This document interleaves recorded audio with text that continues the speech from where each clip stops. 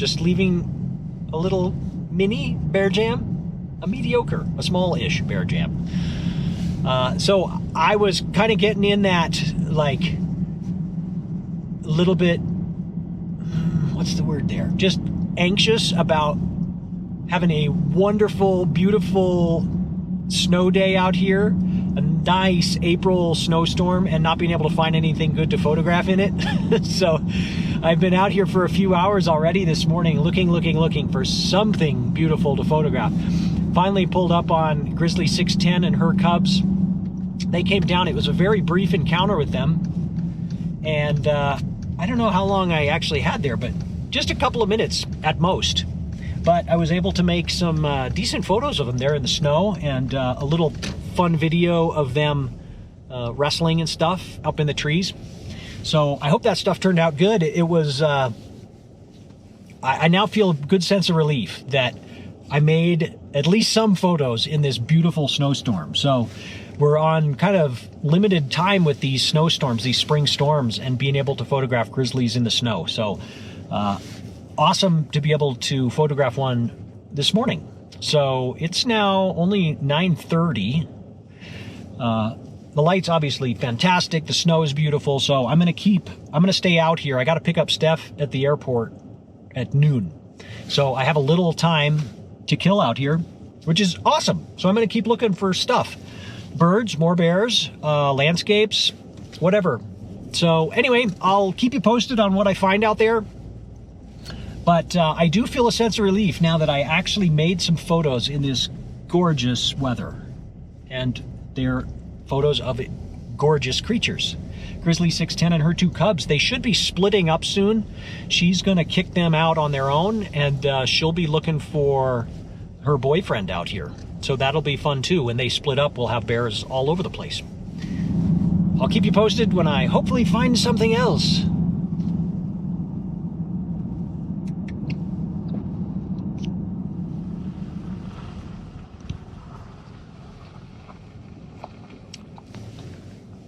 No snow down here.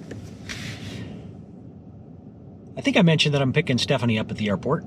That's in a half hour. So I have left the northern part of the park and the bears. I didn't shoot anything else up there. Actually, I take that back.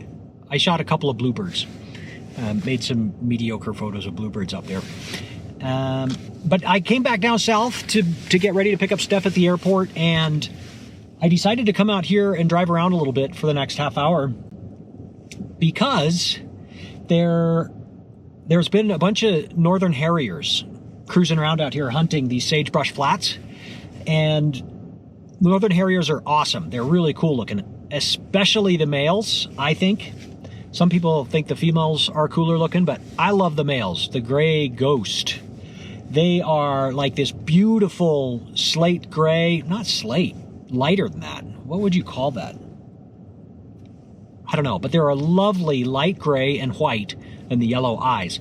And so they're real subtle and just gorgeous. So I love any chance I get to photograph a male northern harrier. I love doing that. And there's been a handful of them out here cruising these flats. So I'm just going to kind of patrol back and forth in my car and look for some of these. And they're really hard to see. They skim low against the ground, and then they dive down and catch prey, and they hang really low. So they just kind of sneak up on you. Like you're driving along and you don't even notice, and then bam, all of a sudden it's there, and you want to have time to stop, get your camera up and shoot. And it happens really fast. So I'm set up already. I went to manual mode here with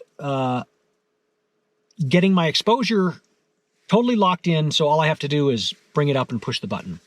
Obviously I have to frame it and get it in focus and stuff, but I don't want to have to think about exposure here. Most likely the bird is going to be up against the white sky a little bit. Could be down against the sagebrush, but it's a white bird for the most part. So I have taken my exposure just off the white sky and taken that to where it's just barely blown out, and then I back it down a third of a stop. So the sky is just going to be pure white, and the bird will be just a little bit darker than that. So it's like perfect way to get exposed out here. And I'm just going to leave it there while I'm cruising back and forth. I am currently at f6.3, which is wide open on this lens. and ISO 1600, and that gives me 3200th of a second. So these birds are moving fast, and they'll cruise, and then they'll do like these real quick turns to dive down after prey. So I need a really high shutter speed if I'm able to find one of these. I want to make sure one's not sneaking up on me here. So anyway, I'm just going to go back and forth here, see if I can get lucky with a northern harrier before I get Steph at the airport. So hopefully that works out. It's already been a wonderful morning with a very brief encounter, but very nice encounter with Grizzly 610 and her cubs. So this would be an awesome way to end my photography for the day, to find one of these northern harriers. So I'm ready for that action, and now I just got to go try and find one here in the next half hour to photograph.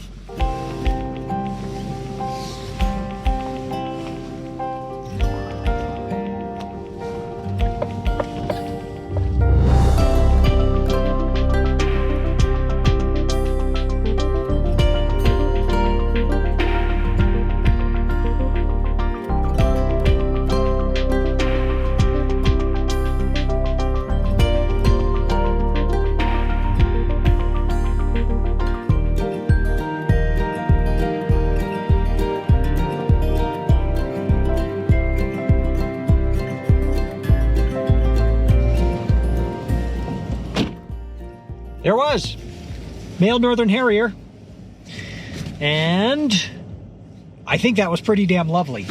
Let's check it out. See what we got there. Ooh, got a nice sequence. So yeah, I think there's going to be something decent in there. I'm going to want to crop it a little bit. You can't see, can you? I don't know, but anyway, I got a whole sequence there as he flew across. Perfectly exposed, and I'm sure they're tack sharp, because that's what that camera does. It makes things tack sharp.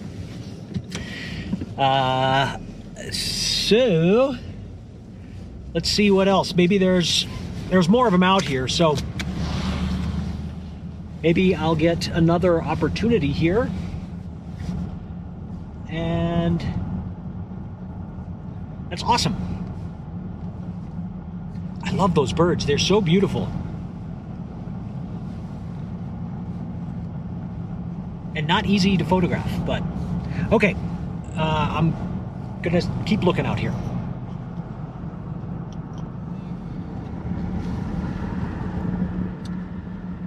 I'm in love with this song. Chris Cornell, Patience, cover of Guns N' Roses. It's so fantastic. I think I've had it on repeat about 10 times in a row out here while I'm driving around looking for harriers.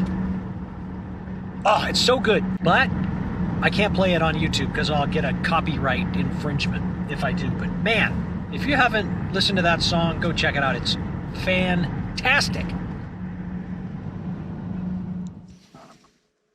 All right, there's a kestrel in a tree over there. I'm gonna go try and get lucky with a kestrel.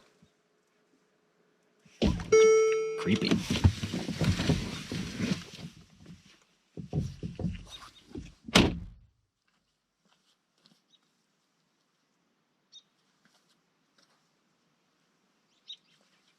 Well, see how well that worked. That thing was like 50, 60 yards away. Right when I opened the door, it bailed. That's how kestrels roll. And in hindsight, I'm a dumbass for slamming my car door. I should have known that that would spook a kestrel. Sometimes you make mistakes out here, and that was one. Probably wouldn't have mattered too much though, but still.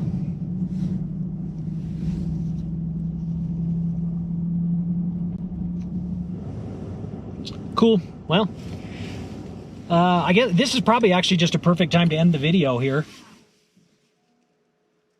because I got to go get Stephanie in. I got to leave here in 5 minutes. And the airport's only 10 minutes away, but cool.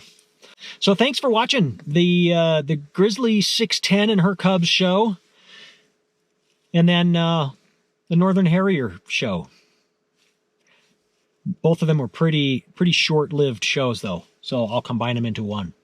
But that's the deal out here in April in the Tetons. It's kind of take what you can get and then come out on the days when it looks interesting. Like, I love the snow and the storminess, and so I was definitely psyched to get up there this morning and photograph something in the snow. But obviously that melted off down here. So anyway, thanks for watching. Hope you enjoyed this one, and I'll see you in the next one. Take care.